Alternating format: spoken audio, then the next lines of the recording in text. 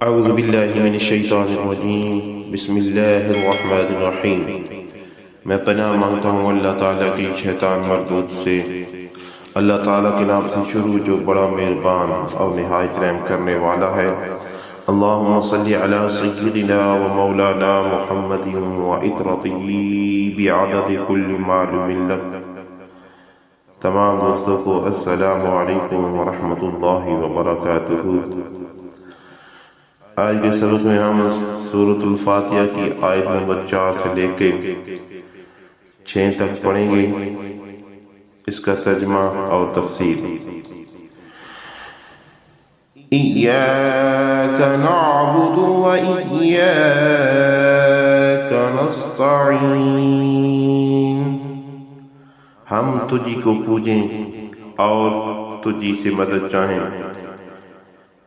عبادت کیا ہے؟ آپ کو لغت و تفسیر کی ساری کتابوں میں اس کا یہ معنی ملے گا، اقصی غایت الغدو و تذلل، یعنی حد درجہ کی عاجزی اور انکسار۔ مفسرین اس کی مثال سجدہ سے دیتے ہیں، حالانکہ صرف سجدہ ہی عبادت نہیں بلکہ حالت نماز میں تمام حرکات و سکنات عبادت ہیں۔ ہاتھ باندھ کر کھڑے ہونا، رکوع اور رکوع کے بعد ہاتھ چھوڑ کر کھڑے ہونا، سجدہ اور اس کے بعد حالت اتحیات میں 2 زانو بیٹھنا، سلام کے لیے دائیں بائیں منہ پھیرنا، یہ سب عبادت ہیں۔ اگر عبادت صرف تذلل و انکسار کے آخری مرتبہ کا نام ہے اور یہ آخری مرتبہ سجدہ ہی ہے، تو کیا یہ باقی چیزیں عبادت نہیں؟ اس کا تو تصور بھی نہیں کیا جا سکتا۔ اور اگر یہ ساری چیزیں مطلقاً عبادت ہیں، تو اگر کوئی شاگرد اپنے استاد کے سامنے اور بیٹا اپنے باپ کے سامنے 2 زانو ہو کر بیٹھتا ہے یا ان کی آمد پر کھڑا ہو جاتا ہے، تو کیا یہ کہنا درست ہوگا کہ اس نے اپنے استاد یا باپ کی عبادت کی اور ان کو اپنا معبود بنا لیا؟ آشاد و وقلا۔ پھر وہ کون سی چیز ہے جو ان حرکات و سکنات کو اگر یہ نماز میں ہو تو عبادت بنا دیتی ہے، اور یوں کھڑے ہونے کو ہاتھ باندھے یا کھولے ہوئے اور اس طرح بیٹھنے کو اور دائیں بائیں منہ پھیرنے کو تذلل و انکسار کے آخری مرتبہ پر پہنچا دیتی ہے؟ اور اگر یہی امور نماز سے خارج ہوں تو نہ ان میں غایت خضوع ہے اور نہ یہ عبادت متصور ہوتے ہیں۔ تو اس کا ممیز ایک ہی ہے، اور وہ یہ ہے کہ جس ذات کے لیے اور جس کے سامنے آپ یہ افعال کر رہے ہیں، اس کے متعلق آپ کا عقیدہ کیا ہے۔ اگر آپ اس کو اللہ تعالیٰ اور معبود یقین کرتے ہیں تو یہ سب اعمال عبادت ہیں، اور سب میں غایت تذلل و خضوع پایا جاتا ہے۔ لیکن اگر آپ اس کو عبد اور بندہ سمجھتے ہیں، نہ خدا، نہ خدا کا بیٹا، نہ اس کی بیوی، نہ اس کا اوتار، تو یہ اعمال عبادت نہیں کہلائیں گے۔ ہاں، آپ ان کو احترام، اجلال و تعظیم کہہ سکتے ہیں، البتہ شریعت محمدیہ علیہ اجم الصلاۃ و طیب السلام میں غیر خدا کے سجدہ تعظیمی بھی ممنوع ہے۔ یہ سمجھ لینے کے بعد اب یہ بات خود بخود واضح ہو گئی کہ اللہ تعالیٰ کی ذات پاک کے بغیر کوئی دوسری چیز ایسی نہیں جس کی عبادت شرعاً یا عقلاً درست ہو۔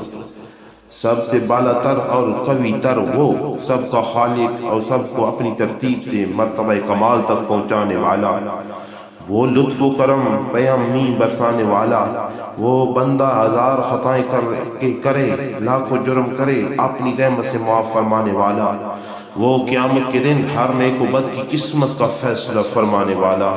وہ تو اسے چھوڑ کر انسان کسی غیر کی عبادت کرے تو آخر کیوں، بلکہ اس کے بغیر اور ہے ہی کون جو معبود اور اللہ تعالیٰ ہو اور اس کی پرستش کی جائے۔ اس لیے قرآن نے ہمیں صرف یہی تعلیم نہیں دی کہ نعبدو کو ہم تیری ہی عبادت کرتے ہیں، کیونکہ اس میں یہ احتمال بھی ہے کہ ہم تیری عبادت کرتے ہیں اور تیرے ساتھ اوروں کی بھی، بلکہ یہ سبق سکھایا کہ ایاک نعبد، صرف تیری ہی ہم عبادت کرتے ہیں اور کسی کی نہیں کرتے۔ مفسرین کرام نے ایاک کو مقدوم کرنے میں حصر و تخصیص کے علاوہ دیگر لطائف کا بھی ذکر فرمایا ہے۔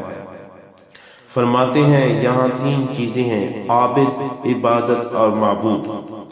عارف کو چاہیے کہ اس مقام پر اپنے آپ کو بھی بھول جائے، عبادت کو بھی مقصود نہ بنائے، بلکہ اس کی نگاہ ہو تو صرف اپنے معبود حقیقی پر، تاکہ اس کے انوار جمال و جلال کے مشاہدہ میں استغراق کی نعمت سے سرفراز کیا جائے۔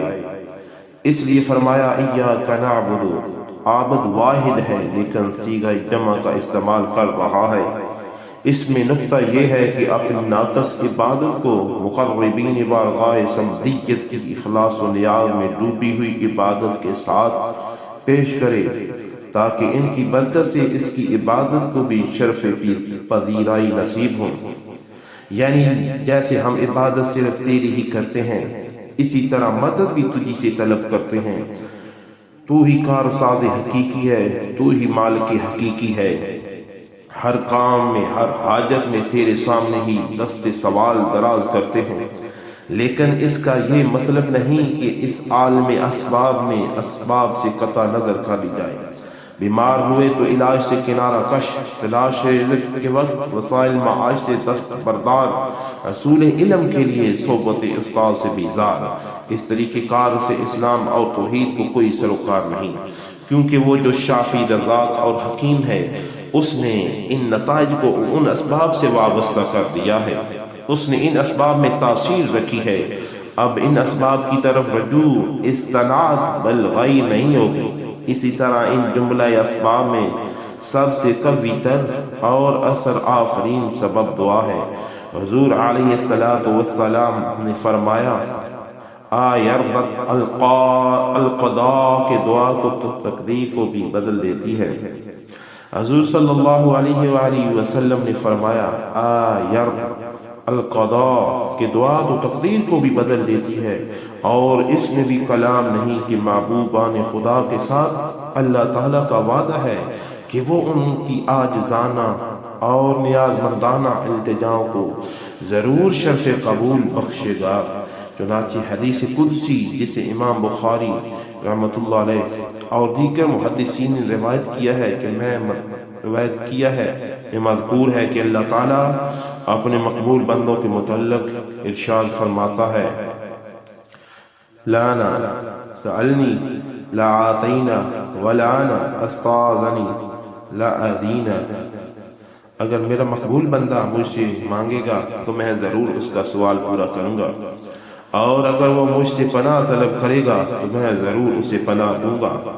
تو اب اگر کوئی شخص ان محبوبان الہی کی جناب میں، خصوصاً حبیب کبریا علیہ التحیۃ والصلاۃ کے حضور میں کسی نعمت کے حصول یا کسی مشکل کی کشود کے لیے التماس دعا کرتا ہے تو یہ بھی استناد بالغیر اور شرک نہیں بلکہ عین اسلام اور عین توحید ہے۔ ہاں اگر کسی ولی، شہید یا نبی کے متعلق کسی کا یہ عقیدہ ہو کہ یہ مستقل بذات ہیں اور خدا نہ چاہے تب بھی یہ کر سکتا ہے تو یہ شرک ہے، اور ایسا کرنے والا مشرک ہے۔ اس حقیقت کو حضرت شاہ عبد العزیز نے نہایت دست کے ساتھ اپنی تفسیر میں رقم فرمایا ہے، اور اس کا ماصل مولانا محمود الحسن صاحب نے اپنے حاشیہ قرآن میں ان جامع الفاظ میں بیان کیا ہے۔ اس آیت شریفہ سے معلوم ہوا ہے کہ اس کی ذات پاک کے سوا کسی سے حقیقت میں مدد مانگنی بالکل ناجائز ہے۔ ہاں اگر کسی مقبول بندے کو محض واسطہ رحمت الہی اور غیر مستحمل سمجھ کر استناد ظاہری اس سے کرے تو یہ جائز ہے کہ یہ استناد در حقیقت حق تعالی سے ہی استناد ہے، اور اس طرح کی استناد تو پاکان امت کا ہمیشہ سے معمول رہا ہے۔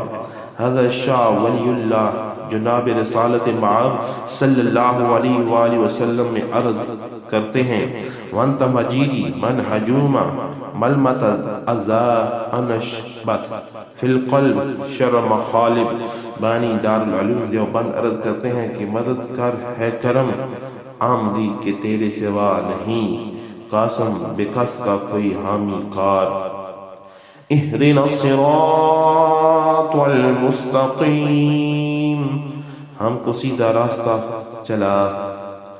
لغت میں ہدایت کا معنی ہے لطف و عنایت سے کسی کو منزل مقصود تک پہنچا دینا۔ الہدایت دلالت باللطف، اللہ تعالیٰ کی عظمت و کبریائی کے بیان کے بعد، اس کے مسلسل انعامات کی طرف کے بعد، اپنی عبودیت اور توانائی کا اعلان کرنے کے بعد، انسان اپنے رحمان و رحیم رب کے حضور میں دعا کے لیے ہاتھ پھیلا کر گویا عرض کرتا ہے میں کمزور ہوں، نفس کی فریب کاریاں اور شیطان کی وسوسہ اندازیاں بہت شدید ہیں، خود تو میری دستگیری فرما، اپنے لطف و کرم سے مجھے سیدھے راستے پر ثابت قدمی سے چلتے رہنے کی توفیق بخش اور اپنی رضا کی منزل تک پہنچا۔ قرب و وصال الہی کے اس مقام پر پہنچ کر مومن تنہا اپنی ذات کے لیے ہدایت طلب نہیں کرتا بلکہ ساری امت محمدیہ کے لیے ہدایت کا طلبگار ہے۔ کہا اہدنا، ہم سب کو ہدایت دے، کیونکہ اگر ہدایت اسلام چند افراد تک محدود رہے گی تو اس کی عالمگیر برکات و فیوز کا اظہار کیوں کر ہوگا؟ شرک و غرب میں انسان جن میں گمراہیوں میں ٹھوکریں کھا رہا ہے، ان سے کیوں کر چھٹکارا پا سکے گا؟ اور کنتم خیر امۃ اخرجت للناس کی تعبیر کیسے ہوگی؟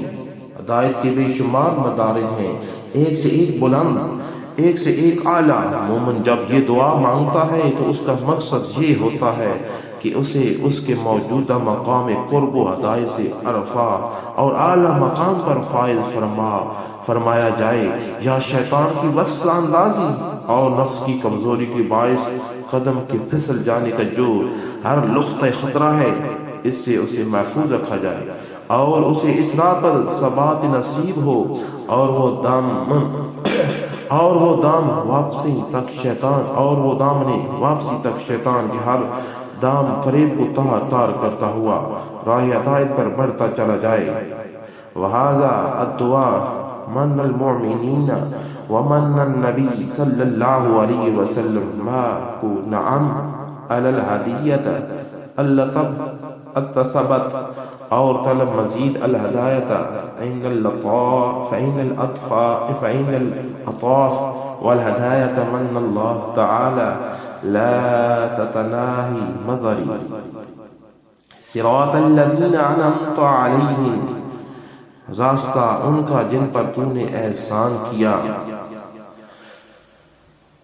رائے حق کی ایسی نشاندہی فرمائی تاکہ تعصب اور ضد سے بلند ہو کر جو اس کا متلاشی ہو وہ اسے پہچان سکے۔